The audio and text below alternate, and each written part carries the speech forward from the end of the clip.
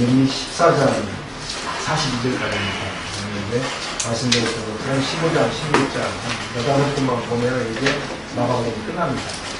다음은 말씀드린 것처럼 호세아서로 보는 선지자 부분에서 나오는 마가복음 지금까지 쭉 보셨으니까 그동안 이제 강의했던 내용 들어보시면 기억하시면 마가복음 가지고 장난치는 사람들 또 물리칠 수 있는 그런 힘을 갖추시게 될 겁니다. 끝째기 이렇게 딱 됐는데 아까 좀 무슨 생각이 들었냐면 영국에 있는 교회 보면은 고교회파라고 있습니다. 고가 높은 교가 아니라 옛날 교회를 지향한다라고 해가지고요. 그 교회를 가보면 교회 안에 악기가 없습니다. 교회 안에 모든 음악은 아카펠로만 진행됩니다. 왜 그러냐?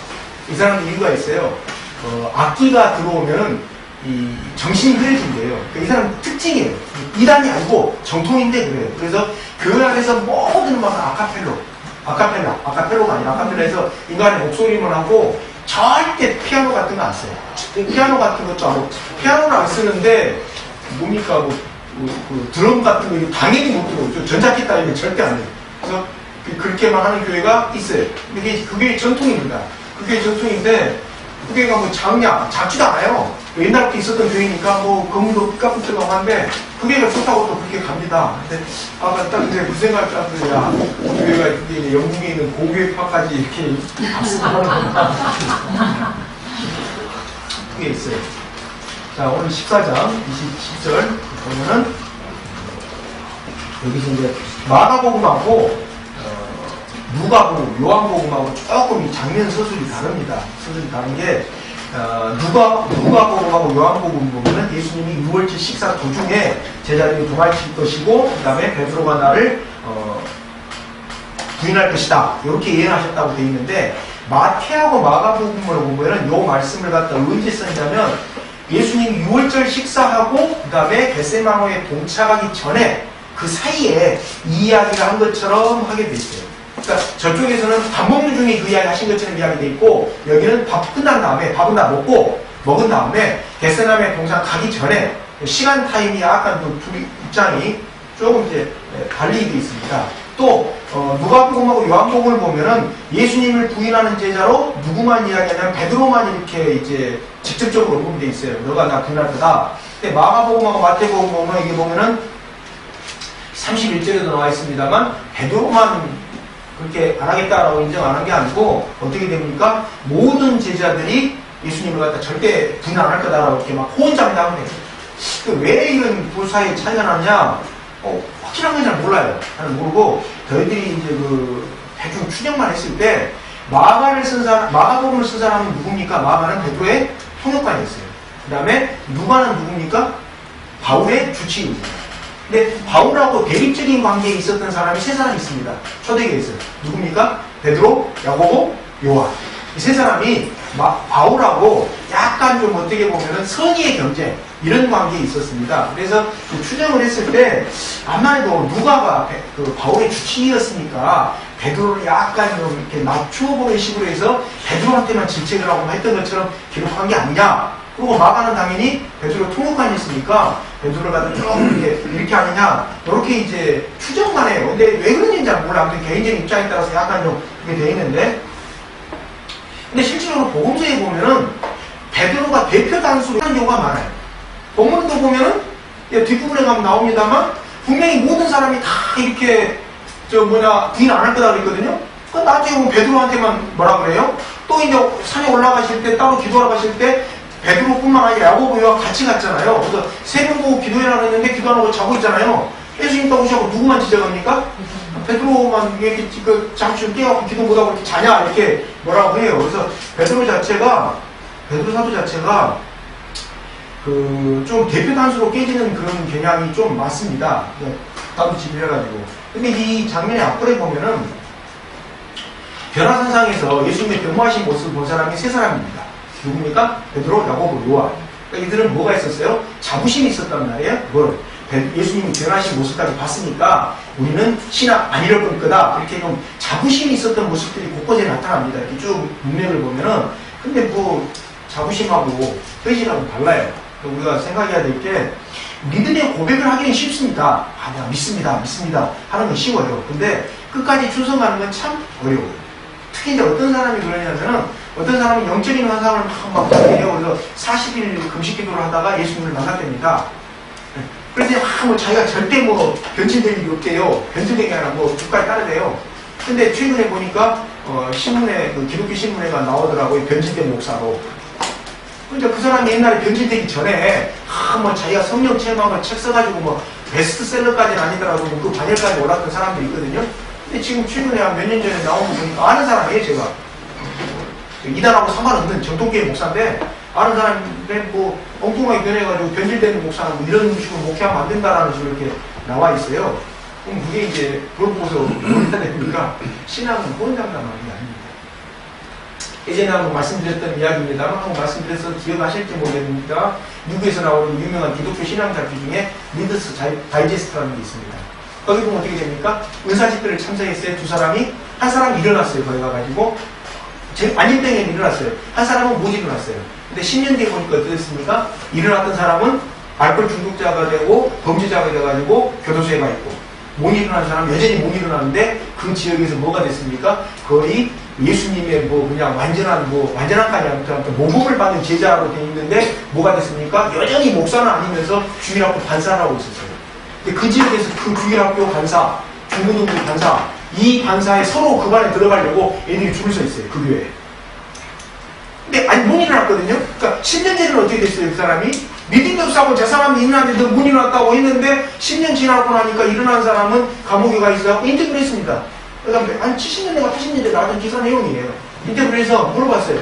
아니 어떻게 병까지 나와서 이렇게 됐냐? 그래서 근데 뭐 어떻게 나오려고 했으니까 나온 거지 그렇게 꼭 뭐 이게 은혜가 있는 때는 아니다. 그 나온 다음에는 막 간증하고 다니고 있었는데 병 나은 사람이 신앙이라는 게 이렇게 복합적인 요소가 많습니다. 병 낫는다고 해서 신앙이 좋아진 것도 아니고 뭐 순간적으로 은혜를 받아갖고 뭐 베스트셀러 반위까지 올라갔다 사람이 몇 년 지나면 변질된 목사로 이렇게 나오는 게 신앙이기 때문에 베드로를 모습을 보면서 베드로가 잘했다 못했다 이런 문제가 아니라 우리들 둘 주변에서 이게 나타납니다. 신앙은 한마디로 장담을 할 수가 없는 게 신앙이에요. 목사라고 해서 신앙이 좋다. 그건 거짓말이에요. 목사는 전부 다 뭐 천국 간다. 그런 거짓말 어디 있습니까? 몰라요. 가봐야잖아요. 장담할 수 없는 거거든요. 목사도 별별 목사가 다 있어요. 그렇기 때문에 목사는 전부 다 천국 간다. 저는 그게 100% 거짓말이라고 생각하는 사람이기 때문에 장담을 못하는 거예요. 다시 말해서 신앙 앞에서는 누가 나는 신앙 좋다. 이건 거짓말이에요. 장담할 수 없거든. 끊임없이 확인하는 것이지 그걸 막 뭐 나는 구원받았다. 그런 건 없습니다. 자, 26절에 보면 이들이 어디로 갑니까? 찬송을 부르면서 올리브산이 감람산이라고 되어 있는 건데요. 감람산이 올리브입니다. 감람은 화문입니다. 화문으로 이제 감람 올리브감, 이렇게 기름감 이렇게 써가 되는 건데, 올리브산을 갔는데 이때 이제 불렀던 시편이 지난 시간에 말씀드렸던 것처럼 시편 116편에서 118편, 보통 할렐 시편이라고 하는데 두 번째 부분이라고 이렇게 생각합니다. 왜냐하면 이걸 전통적으로 유태인들이 언제 불렸냐면은 6월절 때 불렀던 시편이거든요. 노래를 갖다가. 그래서 불렀을 거 아니냐. 그래서 이제 여기 보면 요한복음에 보면은 이때 가기 전에 예수님이 제자들한테 긴 설교를 했다라고 기록이 돼 있어요. 마태, 마가, 누가복음에는 그 설교할 게 없어요. 요한복음에 보면은 요한복음 13장 31절에서부터 11장 26절에 보면은 올리브산으로 가기 전에 이렇게 쭉 어떻게 해라라고 이제 뭐 이게 쭉 예수님 설교하는 장면이 나옵니다. 거기에 보면은 뭐 성령님이 올 거고 뭐 보혜사 올 거고 쭉 이렇게 장이 긴 설교문이 나옵니다. 이때 당시 이 사람들이 올리브산 간 이유가 예루살렘을 자주 왔다 갔다 했었을 것이라고 추정을 하거든요. 그래서 가는 길에 대해서 익숙해져 있을 거고, 그래서 이제 부른 다음에 올리브산을 가지 않았겠느냐, 쭉 갑니다. 간 이유가 뭐냐, 뭐 왜 가냐, 같이 야밤에. 기도하러 이제 가는 거거든요. 기도하러 가는 데서 여기서 이제 예수님이 제자들이 자기를 버리고 떠날 것이다 라고 이제 이렇게 말씀하세요. 그러니까 제자들이 어떻게 합니까? 막 격하게 반응을 보입니다. 그런 일 없을 거라고. 그죠? 그전까지만 해도 요한복음의 기초배는 그 전에 뭘 했습니까? 세족식을 한 상태잖아요. 6월절 여기 마가복음에 안 나와 있습니다만 올리브산을 가기 전에 그러니까 세족식하고 뭐 했습니까? 예수님이 자기 발까지 씻어줬는데 뭐 그런 말 안 했어요. 당연히 격하게 우리가 누구라고 생각하시냐고 막 하면서 막 이야기를 해요. 그래서 아까 31절에 나온 것처럼 베드로뿐만 아니라 모든 사람은 그런 일 없다고 걱정하지 말라고 막 이렇게 호언장담을 합니다. 예수님 여기 보면 뭐라고 하시냐면은 27절에 보면은 내가 목자를 칠 것이니 양떼가 흩어질 것이다 라고 하는 말씀이 이용이에요. 이게 어디입니까? 스가랴 13장 10절입니다. 구약에서 예수님에 대한 예언, 메시아에 대한 묵시록이라고 불리는 곳이 어디입니까? 다니엘서가 하나 있고 또 하나가 스가랴서가 있습니다. 어차피 저희들이 이제 구약성 요 마가복음 끝난 다음에 호세아부터 시작해서 쭉 말라기까지 12명의 선지자들 이야기를 보면 스가랴서를 어차피 한번 보게 될 겁니다. 보게 될 건데 구약에서 묵시서라고 불리는 데가 두 곳이 있는데 다니엘서하고 스가랴서예요. 근데 그 스가랴서를 갖다 예수님이 인용을 하시는 건 뭐냐? 결국 예수님이 그 구약 성경에서 이야기했던, 인용됐던, 예언됐던 그런 말씀을 성취하시는 분이다 라고 이제 이야기를 하는 거거든요. 근데 예전에도 말씀드렸듯이 신약 성경에서 구약 성경을 인용했을 때는 반드시 구약 성경을 살펴봐야 된다 그랬잖아요. 그 말이 무슨 말이냐? 27절 보면 양떼가 흩어진다고 해서 굉장히 부정적인 어감인 것처럼 들려요. 근데 스가랴서 13장 7절을 인용하셨는데 8절 9절로 가면 어떻게 되겠냐? 양들을 흩어놓을 텐데 양들이 목자가 없이 더 튼튼해지고 강건해져가지고 하나님의 백성이 될 것이다 라고 긍정적인 의미로 8절 9절이 이루어져요. 그러니까 그 엘로에로 에네바 사팍턴이라고 해서 예수님이 나의 하나님 나를 어디에 버리셨나이까 이 구절도 시편 22편을 인용한 건데 그 구절을 보면 어떻게 됩니까? 뒷부분에 가면 하나님을 찬송하는 것으로 끝납니다. 그래서 그게 그냥 나를 버리셨습니까? 이런 부정적인 의감이 아니고 뒷부분에 가면 전혀 다른 긍정적인 의감으로 끝나는 것처럼 이 마찬가지입니다. 스가랴서에 나온 이야기가 이 부분만 보면 흩어질 것 같은데 13장 스가랴서 8절 9절을 보면은 흩어진 뒤에 더 강해질 것이다. 마찬가지잖아요. 예수님의 제자들이 그때 흩어진 다음에 더 강해져가지고 나중에 뭐 죽으면 죽으리라고 하면서 거기서 이제 기독교가 시작이 되잖아요. 그래서 그 말씀 그대로 이제 나오는 겁니다. 이렇게 딱 이야기하면서 28절 뭐라고 합니까? 내가 너희들보다 먼저 갈릴리로 갈 것이다. 라고 이야기를 해요. 갈릴리로 가신다라고 하면서 이제 베드로가 이야기를 하니까 그 다음에 어떤 애는 뭐 그러지 않을 것이다. 라고 하는데 여기서 약간 좀 차이가 나는 게 여기 보면은 닭이 두 번 물기 전이라고 되어 있잖아요. 근데 이제 마태복음, 누가복음, 요한복음에서는 닭이 두 번 물기 전이라 되지 않고 그냥 닭이 물기 전이라 하고 닭 물 횟수가 안 나와 있어요. 마가복음에만 이제 두 번이 이렇게 나와 있어요. 뭐 이유는 뭐 잘 모르겠어요. 둘이 뭐 세 번째만 그때 이 시간 분류법 이전에 말씀드렸던 것 좀 다르다고 했잖아요. 유태인들은 밤을 갖다가 딱 3단계로 구분했는데 로마는 4단계로 밤을 갖다 구분했던 것처럼 뭐 그런 것 때문에 이제 그렇게 상황을 받은 두 번이라고 이렇게 표현한 것 같습니다. 아무튼 표현했는데 여기서 이제 중요한 것 중에 하나가 28절입니다. 28절이 뭐냐면 내가 살아난 뒤에 너희보다 먼저 어디로 가겠다라고 했습니까? 갈릴리로 가겠다라고 했습니다. 예전에 한번 말씀드렸어요. 마가복음 하면서 갈릴리는 어디입니까? 예루살렘에서 봤을 때 쌍놈들이 조십니다. 쌍놈. 좀 거칠게 이야기하려면 뭐 견종자 정조가 썼던 말이에요. 견종자.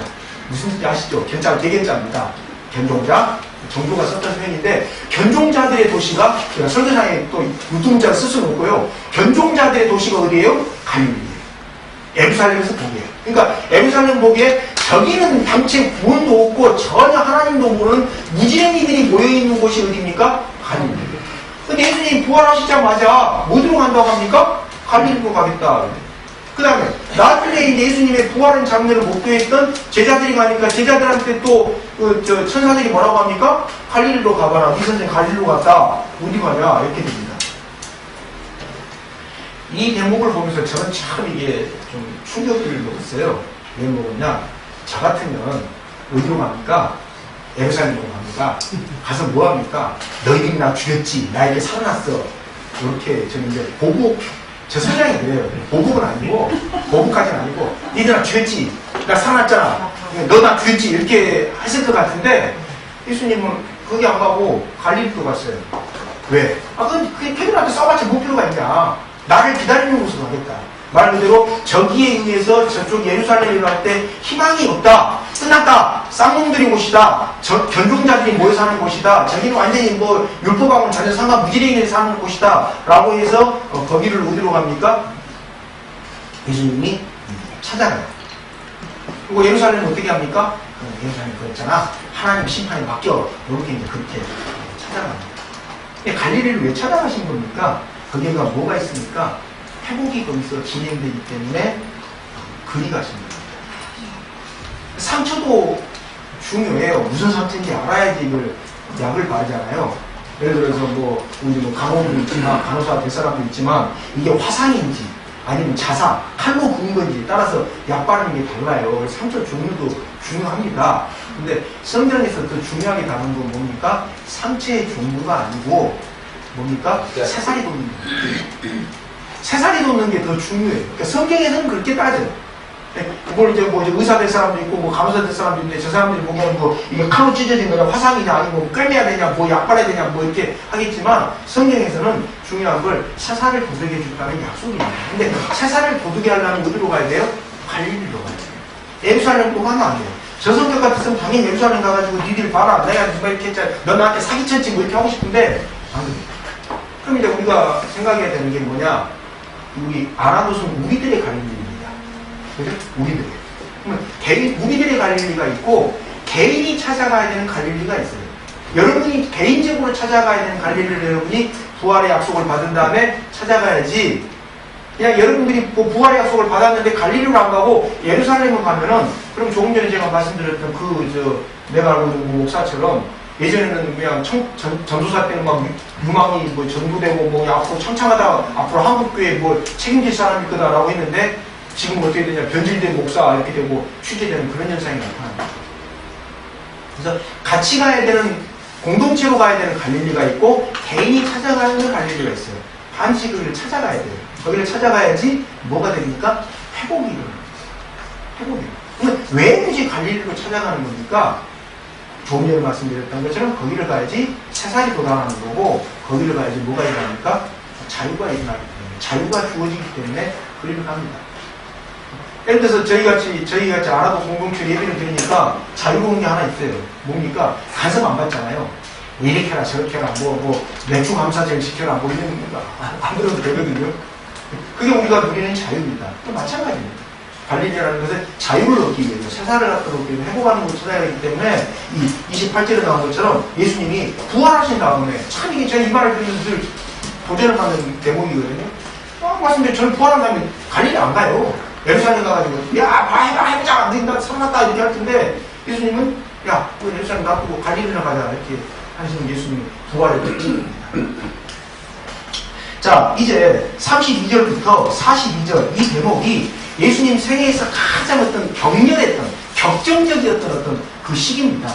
그 시기에서는 겟세마네가 뜻이 뭐냐면 기름 짜는 곳이거든요. 어떤 기름 짜는 겁니까? 올리브 짜는 기름이 눈에 평원 있는 건데 이제 그쪽으로 이제 갔을 것 같은데 딱 가요. 가가지고 예수님이 무슨 마음이 더욱해서 제자들한테 뭐라고 합니까? 기도를 좀 하라 라고 하면서 먼저 기도를 하십니다. 하실 때 35절에 보면은 이 시간을 갖다 비껴가게 해달라 그러고 36절에 보면은 이 잔을 비껴가게 해달라 라고 이야기하는데 이게 같은 말입니다. 시간이나 잔이나. 그러니까 이걸 보고서 누가 이단 사이비들이 장난을 칩니다. 뭐라고 장난을 치냐? 예수님이 봐라 십자가 안 지겠다고 했지 않냐? 안 지겠다고 했지 않냐? 근데 여기 좀 문제가 생깁니다. 그렇게 해석을 하면 왜 그러냐? 36절에 나오는 이 잔이라는 것이 이사야 51장 22절에 나오는 그 대목을 그대로 인용해서 표현한 건데 여기서 잔이라는 것은 뭐냐면 예수님을 위해서 물러가게 해달라는 뜻이 아니고요. 백성들이 심판을 받게 되니까 그걸 안 받게 하기 위해서 이 잔을 물러가게 해주십시오라고 기도했다는 뜻입니다. 이사야 51장 22절을 보면. 그 구절을 인용한 거예요. 그러니까 백성들한테 심판이 주어질 건데 이걸 좀 안 받게 백성들이 주십시오. 이렇게 기도한 거예요. 실제로 예수님이 이 대목에서 제자들한테 기도해라고 하는 제목은 당신이 십자가를 안 지게 해달라고 기도해라는 게 아니고 너희들한테 올 할 일을 갖다 너희들이 어떻게 감당할래? 참 걱정된다. 그걸 잘 감당할 수 있도록 기도해라. 이렇게 됩니다. 뒤에 보면 이렇게 쭉 38절이라는 이 내용 전체의 흐름 자체가. 그러니까 이단 사이비 교주들처럼 35절 36절 해가지고 야 예수님이 그 십자가 안 지려고 했지 않냐?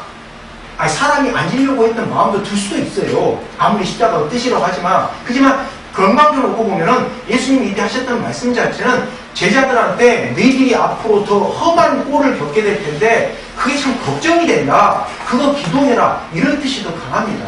그 근거가 바로 36절에 나오는 이잔이라는 근거가 하나가 있고요. 몇 개가 더 있습니다. 몇 개가 더 있는데 요거 우리가 좀 살펴봐야 됩니다. 두 번째가 뭡니까? 36절에 나오는 아빠 아버지라는 말입니다. 이게 아람어로 뭡니까? 밑에 나와 있나요? 아버지를 뜻하는 아람어라고 되어 있는데 아람어로 아바라고 부릅니다. 아바, 아빠라는 뜻이에요. 근데 이게 왜 중요하냐? 아버지라고 아버지 또는 아바마마 뭐 아버님 이렇게 부르는 게 아니고 아빠라고 불렀어요. 근데 안 맞아요. 어떻게 안 맞습니까? 이건 성인들이 아버지를 부를 때 썼던 용어가 아니에요. 주로 4살 이내, 5살 이내 아이가 자기 아버지를 아주 친근하게 부를 때 썼던 용어가 아바라는 단어예요. 부를 때. 근데 예수님이 이때 30살이 넘었잖아요. 30살 넘으신 분이 하나님한테 뭐 격조를 차리려면 아버마마 뭐 이렇게 하든지 아니면 아버님 뭐 이렇게 해야 되는데 아빠 이렇게 불렀다는 것 자체가 이 기도의 내용이 단순하게 십자가 지으시니까 물러가지고 이런 의미가 아니에요. 그러니까 자기의 모든 것을 하나님께 의존한다라는 의미가 담겨있는 이야기입니다. 아빠 아버지라는 말 자체가. 예수님이 아빠 아버지라고 부르는 바람에 일어난 일이 뭡니까? 유태인들이 보고 뭐라고 했어요? 예수님한테 신성모독하다고 했어요. 어떻게 하나님을 감히 아빠라고 부르냐 이게. 아빠. 그 다음에 이제 이걸 갖고 또 쓴 사람이 누굽니까? 바로 바울이죠. 바울이 보면은 로마서하고 갈라디아서에 보면 이걸 쓰거든요. 갈라디아 4장 6절, 로마서 8장 15절.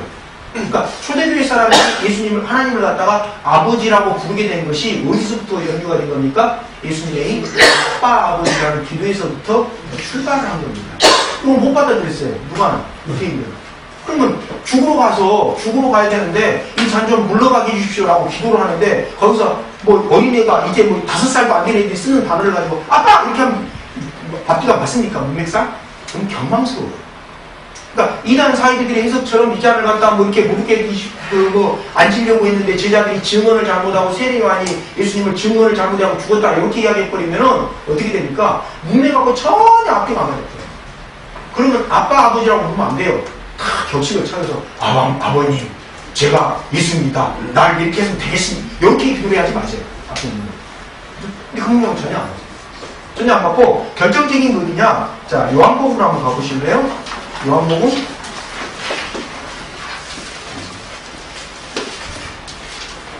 요한복음 12장 27절입니다. 11장. 큰 자 성경 보면 179쪽이고요. 작은 글자 성경 가지신 분들은 149쪽쯤에 있습니다. 10장 27절 28절. 요걸 같은 대목이기 때문에 꼭 요 이야기 나오면 요 같이 비교해야 됩니다. 자, 27절 읽겠습니다. 28절 읽으시면 됩니다. 지금 내 마음의 결혼이 무슨 말을 하야 할까? 아버지, 이 시간을 벗어나게 하여 주십시오 하고 말할까? 아니다. 나는 바로 이 일 때문에 이때 왔다. 아버지, 영광스럽게 결혼해 주십시오. 그게 하늘에서 저희가 올라왔다. 내가 이 영광되게 하였고 앞으로도 영광되게 하겠다. 예, 27절에 뭐라고 되어 있습니까? 아버지, 이 시간을 벗어나게 하여 주십시오 하고 말할까? 아니다. 가정법이죠. 헬라어에서 가정법입니다. 그러니까 요 장면으로 마가복음을 꽉 보면은 내가 이 잔을 물러가게 해달라고 할까? 아니야, 난 이때를 위해서 왔어. 이렇게 기도가 돼요. 그러면 이거 물러가게 해주세요. 이런 말이 됩니까? 안 됩니까? 전혀 안 돼요. 그래서 요 구절을 놓고 예수님이 십자가 앉아야 되는데 졌다라고 주장하는 사람들하고 이야기하려면 요한복음 요거하고 딱 비교를 해야 됩니다. 같은 대목인데 전혀 기도를 요한은 정확하게 가정법으로 기록을 해놨고 마가하고 마태는 가정법으로 기록을 안 하고 그냥 이렇게 부르기식을 가진 걸 풀어가지고 기록을 하다 보니까 그 의미가 안 살아납니다. 이런 부분 또 하나 있어요. 누가는 아까 뭐라고 했습니까? 누가가 주치의라고 했잖아요. 그래서 예수님이 이때 장면에 뭔 장면을 주목했습니까? 예수님의 신체에 나타난 변화에 대해서 더 주목을 했습니다. 그래서 보면 누가복음 22장 44절에 보면은 예수님이 이때 피가 뭐 땀방울처럼 떨어졌다 했는데 이것은 이미 현대 과학으로 입증이 된 겁니다. 사람이 극도로 스트레스를 받게 되면은 실핏줄이 이렇게 안에서 터져가지고 피가 땀구멍을 통해서 나온대요. 극도로 스트레스를 받는 거예요. 그래서 이건 이제 이미 과학적으로 입증이 돼가지고 아, 예수님이 밤새 그 밤에 엄청나게 스트레스를 받으셨구나. 그래서 피가 실제 그런 현상이 오늘날에도 나타난답니다. 이게 땀구멍을 통해서 피가 나오는 그게 핏줄을 밖으로. 뭐 의대생 있으니까 물어보세요. 그렇게 돼서 이제 그 과학적으로 그때 증명이 됐는데 의과학적으로 네, 그런 식의 이야기가 이제 쭉 진행이 되는데 요처럼 약간 차이가 있어요. 누가는 예수님의 의사니까, 자기 의사니까 신체 변화에 주목을 했고, 그 다음에 요한은 어떻게 됩니까? 아까 말씀드렸던 것처럼 올리브산 가기 전에 예수님의 어떤 장시간의 그 설교문을 갖다가 쭉 기록을 해놨잖아요. 요한의 특성 자체가. 그래서 그때 했던 예수님의 기도 자체를 갖다가 정확하게 기록해놨기 때문에 그걸 갖다 놓고서 무슨 뭐 안지로 갖다 지로 갖다 이렇게 이야기해버리면은 문맥 전체하고 전체 비교하고 전혀 달라져 버립니다. 그러니까 35절에 보면 예수님이 뭐라고 합니까? 땅에 엎드려서 기도했다 이거예요. 땅에 엎드려서 기도했는 건 뭡니까? 바짝 누워갖고 기도하는 건데 이게 이제 하나님에 대한 존경을 갖다가 표현하기 위해서 다시 자신의 모든 것을 낮춰가지고 하나님 앞에 기도한다라고 할 때는 그 엎드려갖고 기도하는 겁니다. 엎드려서. 이게 이제 동양에서는 이걸 오직 투척이라고 그러는데 몸의 모든 걸 내던져서 기도한다라고 얘기하는데 그런 기도를 드린 겁니다. 당시에 이제 기도하는 사람들은 주로 성전에 가가지고 뭐 이렇게 뭐 하고 하는데 모든 걸 바치하고 다 예수님 말씀으로 기도를 한 겁니다. 하는데 뭐 어떻게 됩니까? 그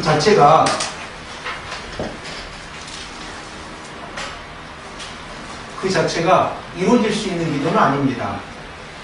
무슨 말입니까? 예정대로 십자가를 갖다 지러 가시게 되는데 그게 상황이 돼야 되는데 본인의 입장에서는 이제 걱정이 되긴데 본인이 십자가 지러 가는 건 뭐 지러 가는 건데 그 다음에 쟤들은 어떻게 될 건가? 제자들은 어떻게 될 건가? 그러니까 제자들한테 뭐라고 합니까? 기도해라. 그렇게 되는 거거든요. 그러면 만약에 뭐 증언을 잘못했었다. 그럼 이제 또 어디가 안 맞습니까? 42절이 안 맞죠. 왜? 일어나서 가자. 보아나 나를 넘겨주자. 가까이 갔다. 만나고 가지요. 도망가야 되잖아요. 그때. 증언을 잘못해가지고 안 되겠으면 도망가야 되는데 또 맞으러 가요. 근데 누구를 맞으러 가는 겁니까? 유다하고 또 유다가 데려온 로마 군병들을 맞으러 가요. 그죠? 그러면 이대로 보면 뭐 십자가를 앉아야 되는데 졌다라는 것 자체가 42절로 보면 또 안 맞아요. 그러니까 요한복음으로도 안 맞아요. 그래서 전체적인 문맥으로 보면은 이 흐름이 어떻게 됩니까? 아까 말씀드렸던 걸 쭉 종합해 보면은 결국 본인이 말씀하셨던 것처럼 십자가를 지러 가시는데 그 뒤에 일어날 일들 제자들은 어떻게 할 것인지 이스라엘에 대한 심판은 어떻게 할 것인지 참은 물러가게 달라고 아까 이사야서 51장 22절에 인용했다고 말씀드렸던 것처럼 이걸 어떻게 할 것인가 이런 걸 복합적으로 놓고서 이제 예수님이 기도를 하러 가신 겁니다. 하셨는데 아니라 나를 가라는 뜻은 경고해요. 그러니까 어쩔 수 없으니까 와가지고 이제 하는 이야기가 41절에 있는 겁니까? 됐다. 이제 하나님이 그렇게 하겠다고 하는데 너희들 기도해봤자 소용없다. 자라. 이렇게 이제 되는 거거든요. 근데 여기서 38절에 보면은 뭐라고 이야기하냐면 너희는 여기에 빠지지 않도록 깨어서 기도하라. 마음은 원하지만 육신이 약하구나 라고 있어요. 이 마음이라는 단어가 좀 중요합니다. 왜 중요하냐? 일단 사이비 교리를 보니까 뇌를 통해서 영을 조정하라라는 말이 있더라고요. 이 뇌는 영을 조정을 못합니다. 성경에서 이야기하는 영을 갖다 움직이는 방법이 딱 하나입니다. 뭡니까? 마음으로 움직이는 겁니다. 왜 그러냐? 여기에 마음이라는 단어가 다른 데서는 영이라는 단어입니다. 헬라어로 보면 퓨니마예요. 그러니까 요한복음 4장 24절에 하나님은 영이시니 예배드리는 자가 영과 진리로 예배드리라 라고 되어 있잖아요. 그 영이 여기 나오는 마음이라는 단어하고 똑같아요. 그럼 이제 문제가 있었죠? 똑같은 단어를 여기는 영이라고 번역해놓고 요한복음에는 왜 이렇게 마가복음에는 마음이라고 번역해놨냐? 그 퓨니마라는 단어 안에가 그렇게 뜻이 8개가 있어요.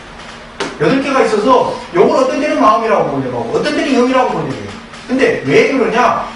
이스라엘 사람들 또 헬라 사람들 성경을 썼던 사람들은 기본적으로 인간의 어떤 특정 부위를 가지고 인간의 모든 것을 지칭했습니다. 마음이 영이고 영이 마음이고 그 다음에 마음이 곧 그 사람이에요. 여기 보면 마음은 원하지만 육신이 약하구나 이렇게 돼 있으니까 또 마음하고 육신이 분리되는 것 같지만 엄격하게 이야기하냐면 니들 마음은 원하는데 육신은 피곤해갖고 이렇게 서로 충돌을 위해서 내가 가는 길을 제대로 못 깨닫는구나 이런 의미가 돼요. 그래서 마음이 그냥 마음이 아니라 요한복음하고 비교하면 영이 되거든요. 그럼 이제 뭐 영을 갖다 뇌로 움직여라 이런 말 자체가 성경적으로는 안 맞아요. 마음은 영은 뭘로 움직입니까? 마음으로 움직입니다.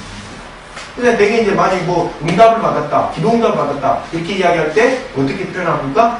영음을 들었다 이렇게 이야기하지 않고 성경적으로 표현할 때는 그런 마음을 나에게 주셨다 이렇게 이제 표현하는 이유가 마음이 곧 영이고 영이 마음이고 같은 단어를 갖다가 이렇게 갖다 썼기 때문에.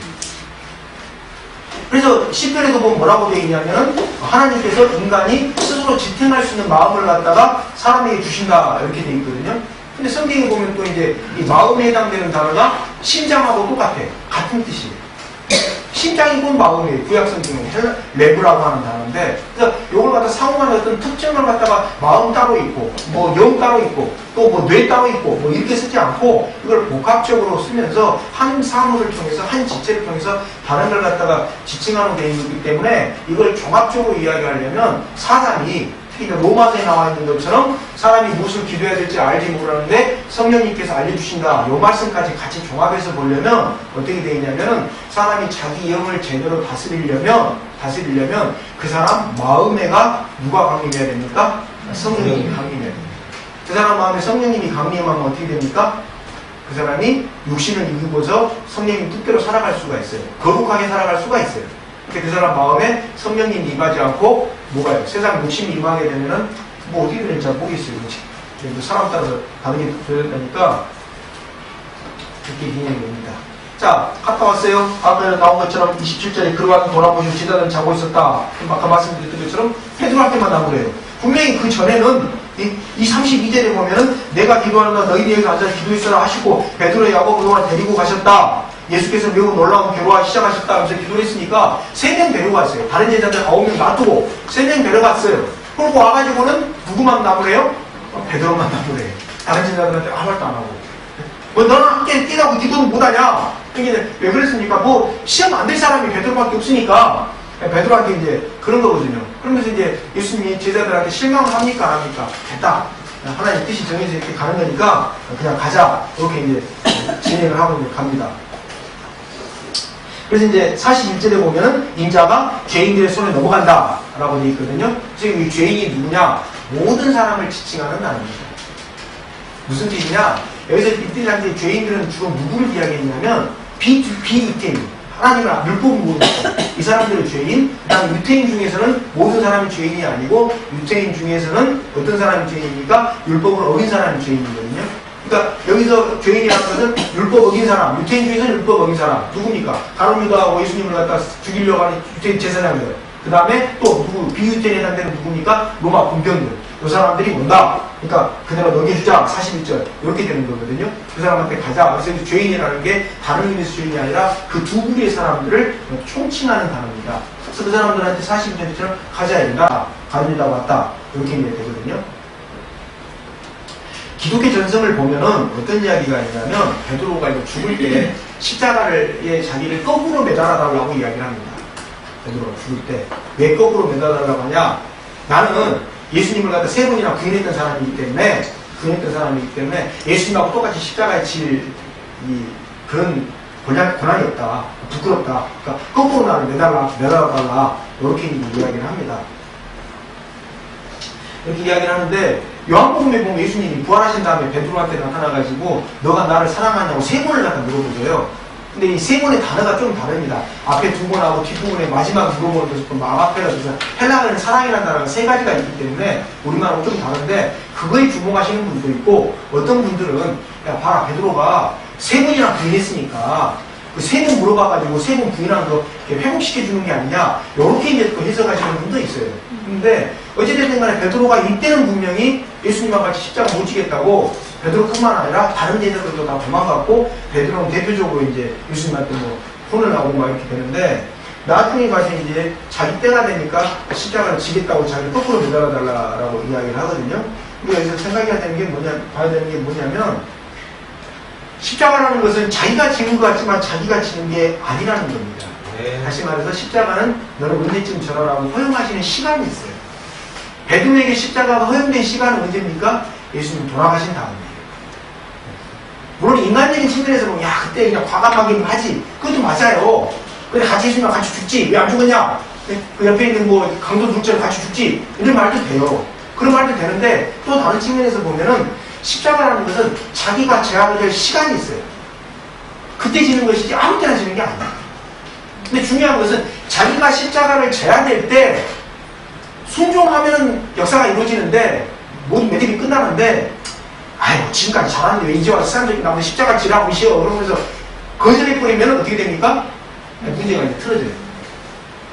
그래서 그 사람이 십자가 질 때냐 안 때냐 그건 누가 합니까? 자기가 모르죠. 성령님이 알려주시는 건데 중요한 것은 너가 십자가를 져야 될 때다 라고 응답이 왔을 때 순종을 하느냐 안 하느냐 이게 중요한 것이지 왜 나는 십자가 지러 가는데 저 사람 안 지러 갑니까? 이것은 우리한테 달려있는 게 아니에요. 요한복음 뒷부분에 보면 나옵니다. 부활한 다음에 예수님이 나타나서 나와 같이 뭐 로마로 가자 이렇게 뭐 이슈 호바디스 도미나라는 영화가 있는데 호바디스라는 영화가 있거든요. 그때 보면 그 장면이 나옵니다만 그때니까 예수님이 이렇게 묻잖아요. 쟤는 어떻게 됩니까? 그 쟤는 누굽니까? 요한이거든요. 요한 사도를 보면서 쟤는 어떻게 됩니까? 요한 뭡니까? 예수님 뭐라고 합니까? 그게 신경 쓰지 마. 너희는 이렇게 이야기해요. 그 십자가를 지는 시기는 사람마다 다 달라요. 그건 우리가 알 수가 없어요. 다만 중요한 것은 그때 지느냐 안 지느냐. 그때 지느냐 안 지느냐. 져야 될 때 지는 게 십자가지 안 져야 될 때 억지로 막 지겠다. 그건 만능입니다. 아니 져야 될 때가 아니에요. 그 사람이 십자가를 져야 될 때가. 근데 막 지겠다고 막 해요. 그건 만능이에요. 그래서 져야 될 때 또 안 져요. 그러면서 이상한 이야기를 해요. 그런 얘기가 불순종이에요. 제가 알고 있는 어떤 사람 자기가 무슨 뭐 기도에서 받은 이름이 있대요. 그걸 왜 해라고. 근데 그걸 안 바꾸더라고요. 그래서 왜 안 바꾸냐니까 두렵대요. 뭐가 두렵냐니까 자기가 그 말씀대로 그 이름대로 못 살 것 같대요. 그러면서 다른 사람만 이름만 바꿔주고 있더라고요. 내가 그럼 뭔 소용이냐 그래서 생각이 들었는데 중요한 것은 십자가에 있어서 중요한 것은 십자가를 언제 졌느냐 뭐 이것도 있고요. 져야 될 때 지는 거예요. 안 져야 될 때 지는 것은 십자가가 아니에요. 자기 영광을 위해서 일부러 자기가 다 자아하는 거예요. 져야 될 때만 지는 거예요.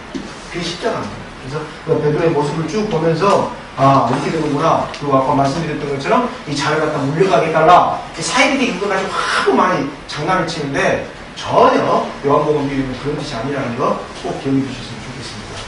기도하겠습니다.